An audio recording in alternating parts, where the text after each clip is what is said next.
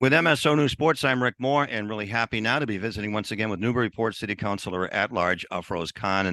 And Councilor Khan, welcome back. Nice to see you.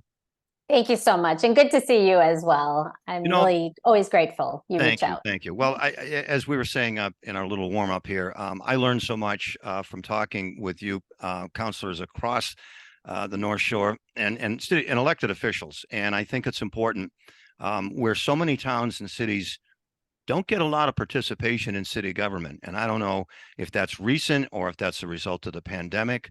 I don't know. And maybe that would be a good place to start off, if you don't mind, because it is election season. And I know that Newburyport seems to have a very spirited race, especially for city councilor at large. And that's not common to all communities.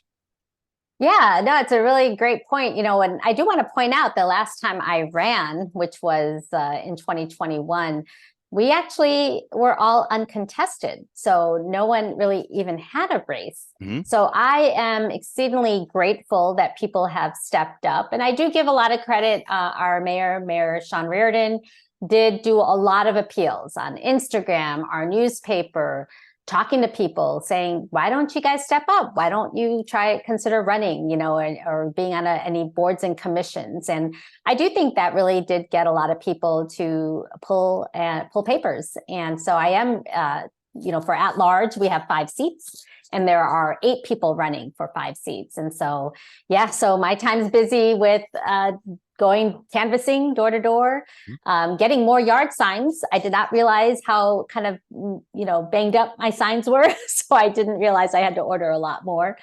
And debates. We are doing a lot of debates. In fact, there's one Thursday. So I'm sure you'll read about it after. I think you mentioned last time we talked when Brian LaPierre of Lynn was on also about going door to door and how important that is. But I would think that it does 2 things. Obviously, it makes you visible, but also I know that you're a good listener, and anybody who wants to be in public office, I hope, would want to be able to listen. Yeah, no, it's a good point because you think we should be doing this more often, honestly. And it's one of the things I struggle with is canvassing is really that kind of front-facing time where the residents have the spotlight. And I have always thought after being elected, how do I maintain that? And I did start, I remember when I first got elected, I would go to Dunkin' Donuts and say, I'm here from 8 to 10. I'll have some donuts, coffee, and people would laugh because I'd just be sitting there by myself with a coffee and waiting. And then every now and then someone would come and ask, what are you doing? And so it never was very well received. And so I always wonder, how do we get people engaged and following issues? And I also know that it's difficult to do that because one of the things as a teacher that I used to lament was that the principal did not show his face often enough in the hallways or in my classroom. But I also understand, that's a helicopter view. When you're in the trenches, it's very difficult to do that, and I know it is for all local government members. And that's the other thing too is I think more than ever, people are beginning to appreciate how people do volunteer and do get into city government, because I know it ain't for the money. Certainly not. All right, let's start off. What's a hot topic issue for you that comes to mind right now that you'd like to put on the table? Oh, yeah. I feel like I always bring it up. This is an issue since the pandemic or before the pandemic is short-term rentals. And we are now finally getting to a point where I believe we're finding consensus and a meeting point on passing some ordinance in our zoning. But, I do feel badly in 2019 when the state started allowing the taxing of STRUs as part of the rooms tax. We knew as communities that there was an opportunity now to have an understanding of the kind of breadth of STRU's prevalence in one's community. But it did take us a while and some failed attempts on trying to do a zoning that would meet the needs and the approval of 11 councilors.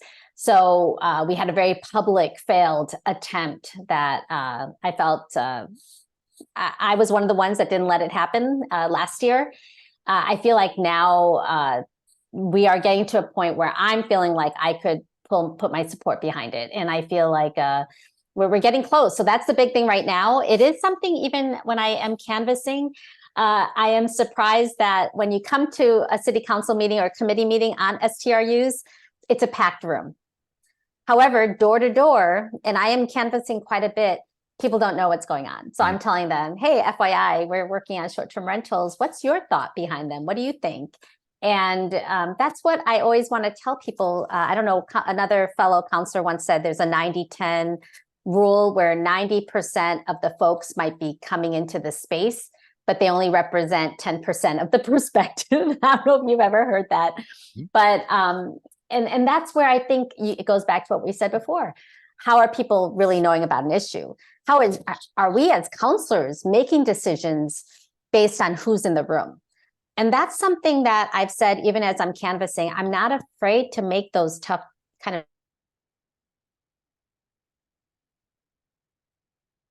reactions. They're like, oh, like, even though they can't stop it, you could see people are frustrated and not happy. And so we still need to do what we think is right and talk to others as well. But it's definitely short-term rentals. I've lost your video, but I still have your audio. The video is frozen. How do you, there you go. You're back. There you go. Sorry. How do you learn about something like that? Because as you mentioned, most of us, the great unwashed, don't know unless we read about it really in the newspaper. But for example, do you go outside the city? Do you look at other models elsewhere? How does a city council go about researching something like that to be able to make decisions? That's a really very good question. A lot of people send articles from New York City, San Francisco, Boston related to short-term rentals. And I'm always like, we're not those large cities. We don't have a hotel here in Newburyport. So it's a very different type of mindset one needs to employ when looking at, are there benefits of an STRU? So I actually like to look at, I go to the Massachusetts website, the state of Massachusetts website, and then they have all their local option taxes. And there's some amazing database or data banks, as they call them. And you could see what other communities kind of are imposing. Like there's an STRU tax. It's called a community impact tax. So what I've been doing is I've been downloading that database and looking to see who's allowed STRUs. And then there's a general sense of where you know what communities are similar to yours. Newburyport, to me, I actually look at Gloucester, where you are, Salem, although Salem has hotels, but there's a few communities, Amesbury, our neighboring community, that I like to go. I like to look at cities, and I like to look at those that have like the coastal kind of aspect or some type of draws in visitors. But that's how I go about it. Okay, that I get the research. I'm glad to hear that, and it's wise advice because it gives me an idea where I can learn more about this stuff too. Excuse me. You mentioned taxes, and one thing that gets in my craw as a former educator is how certain communities, and I won't mention Gloucester, we're building schools at what I think is an amazing rate. Two brand new elementary schools within the last decade. And, they're raising taxes locally. And it's not that I don't want to support kids, but there's sometimes it's a short-term idea where you build a school for a certain population. But then, hey, wait a minute, they're going to the next level and that school's in worse shape than the one that you just replaced. So how does that or is that an issue in Newburyport in terms of building or development or things like that in terms of taxes? I mean, yeah, they're definitely, it's a balancing act of priorities. If we talk about schools, like elementary schools, one of the things we're seeing here in Newburyport is we did do an override and get a new elementary school out of that as well as a senior center. So part of it was to get the school, but also something for other participants in the community, like the seniors. And so what I am noticing is there's a lot of younger, new families coming, and that brand new elementary school is an appealing aspect for them when they make decisions. And then, of course, they contribute with the property taxes to the overall kind of pool of money that a community is gathering. The one thing I think is an important aspect to also consider is that the long-term kind of how you're paying off your debt over time is a amazing kind of it's a graphical representation that shows all the debt that a city currently is incurring.